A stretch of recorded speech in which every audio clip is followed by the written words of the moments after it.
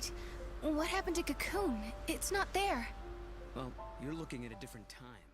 Hi guys, video game viewer here with a review of Final Fantasy XIII-2. Before I start the review, a few quick announcements. I want to do a spin-off series on my channel here. It could be anything. I'm just looking for ideas right now. It could be older video game reviews like NES, Super NES, anything like that. So just shout out the ideas in the comments below or send me a personal message. Let me know. I'll take the best answer and I'll start a little spin-off series. Also, guys, I did make a Facebook, so be sure to check that out. I do post a lot of stuff there. I post my new videos there, so make sure, the link will be below. Make sure you go to that channel and give it a thumbs up, give it a like. But without further ado, the review of Final Fantasy XIII-2.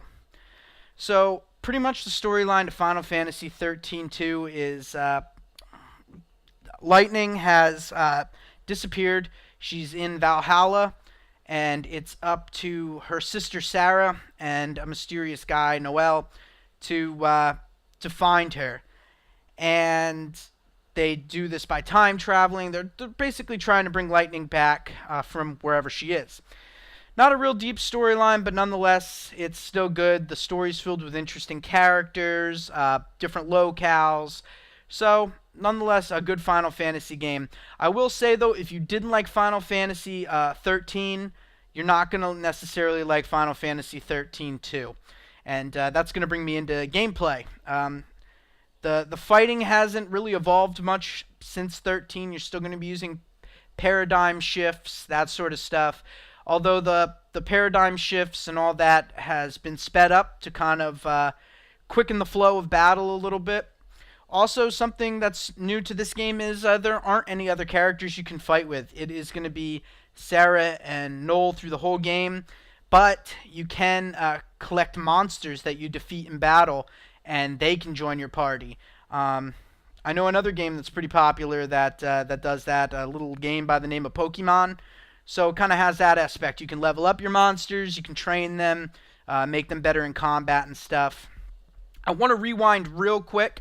If you didn't play Final Fantasy 13, there's something unique to this game. In the main menu before you start a new game, you can go down and there's like a preview of the last game. It's not a cutscene or anything like that, or cutscenes explaining the story, but you can read chapter by chapter what happened exactly in each chapter of Final Fantasy 13 if you're kind of new to the series. Alright, so gameplay. You pretty much can put in your manual inputs in battle like you normally would in any RPG, but they also have auto battle, which I noticed myself using actually quite a bit. It really does help. It speeds up battle a lot, and it really is quite effective. I didn't think it would be. I didn't think the AI would be that good, but it actually is fairly good. Even in boss battles, it makes the battles a piece of cake.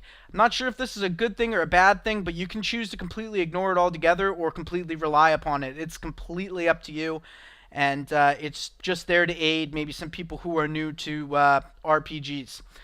So, graphics. I don't even really need to go into this. I don't think it's a Final Fantasy game. The graphics are stunning in the cutscenes, as they've always been. I think Final Fantasy has always been on the cutting edge of graphics. Even back on the PlayStation 1, the graphics looked, phenomenally amazing, and they were well ahead of their time even back then, and they still are today. They're just breathtaking. That's the only way to describe it. The locales in the game, when you're actually playing the game, the graphics are still pretty good, but the locales range from eye-popping color locations to really dull and kind of boring at some spots, which so you're getting kind of a mixed bag during gameplay visuals. Sound-wise, again, Final Fantasy has always had great musical scores, great voice acting. This game, it's kind of a mixed bag. Not in the musical score department. The music in this game is sensational. The voice acting at times does come across a little corny, a little cheesy. It's not too good. Seems a little forced and a little fake at certain points. But all around, this is a Final Fantasy game through and through. I don't really have any problems with it. I can see that, they did try to make improvements from 13, such as making the game less linear. That was a major complaint in Final Fantasy 13, and they did away with that. So now, you people who like to dungeon crawl and really explore, they completely threw that in for you, so explore till your heart's content. All in all, like I said, this is a Final Fantasy game through and through. I tried to go back to the roots of Final Fantasy, I think, and I think they definitely succeeded. And I'm going to give Final Fantasy XIII-2, an 8.7 out of 10. It's a pretty good game, and if you're a Final Fantasy fan, I would definitely check it out. So, again, check this game out, guys, if you're a Final Fantasy fan. This has been the Video Game Viewer, guys. Don't forget to rate, comment, and subscribe, and I'll see you for the next review. Peace.